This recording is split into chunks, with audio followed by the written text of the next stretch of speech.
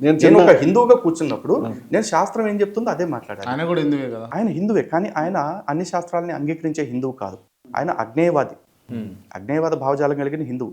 వేదాన్ని నేను చూసే కోణం వేరు, వారు చూస్తున్న కోణం వేరు. ఉపనిషత్తు నేను చూస్తున్న కోణం వేరు, వారు చూస్తున్న కోణం వేరు.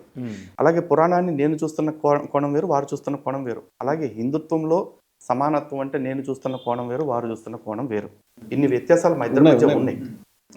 సో అందరినీ ఒక ఘాటిని కట్టుకోవాల్సిన అవసరం లేదు.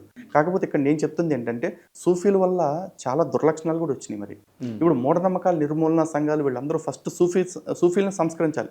ఈ రోజు కూడా దెయ్యాలను వదిలించేది ఎక్కడ అంటే దర్గాల్లోనే. ఫస్ట్ బాబా ఫసీద్దీన్, బాబా ఫక్రుద్దీన్, బాబా మహబూబుద్దీన్ ఏదో పేర్లు పెట్టుకుని ఇక్కడ హైదరాబాద్లో కూడా చాలా మంది పబ్బం గడుపుకుంటూ ఉన్నారు. చెప్పారు మీ పాయింట్ చాలా బాగుంది. నేను ఒక పాయింట్ చెప్తానండి. అవైదిక సాంప్రదాయాలు భారతదేశంలో ఉన్నాయి. అవైదిక సాంప్రదాయాలు అనేవి ఏదైతే మనకి వేదం ఏదైతే మనకి స్థిరపడుతున్నటువంటి క్రమంలో దక్షిణ భారతదేశంలో ప్రధానంగా ప్రతి ఊర్లో కూడా అమ్మతల్లు లేకపోతే గ్రామ దేవతల్ని పూజించేటువంటి విధానాలు ఉన్నాయి. ఇవేవి కూడా ఎగ్జాక్ట్గా వాటి సిస్టమ్ కానీ వాటి బళ్ళు కానీ వాటి సాంప్రదాయాలు అవన్నీ రికార్డెడ్ కాదండి, ఏ శాస్త్రాల్లోకి ఎక్కలేదు. అందుచేత శాస్త్రాల్లోనే వెతికితే అన్ని దొరకవని చెప్తున్నాను నేను. ఇవన్నీ కూడా ఇప్పుడు నిన్న కూడా ఎవరో చెప్తూ యంత్రం ఉందా అని అడిగారు. అన్ని చోట్ల యంత్రాలు ఉండవు, అమ్మవారి విగ్రహాలు కూడా యంత్రాలు ఉండవు. ఇప్పుడు ఎవరైనా తెచ్చిపెట్టాలి తప్పితే. అంటే ఈ అవైదిక సాంప్రదాయాలు మన దక్షిణాదిలో చాలా బలంగా ఉన్నాయి. దక్షిణాదికి వచ్చేసినాయి వాస్తవం చెప్పండి. అది ఉత్తరాది నుంచి ఇక్కడ పారిపోయిన లెక్క.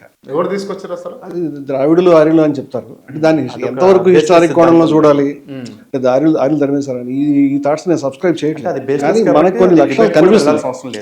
నేనే దాని మీద వెళ్ళాలని నేను అంటలేదు. నేను అనేది విషయం ఏంటంటే కొన్ని అవైదిక సాంప్రదాయాలు మనలో బలంగా ఉన్నాయి, అవి రికార్డు కాలేదు. అందుచేత అవన్నీ కూడా సూఫీలు ఎత్తి మీద రుద్దాం.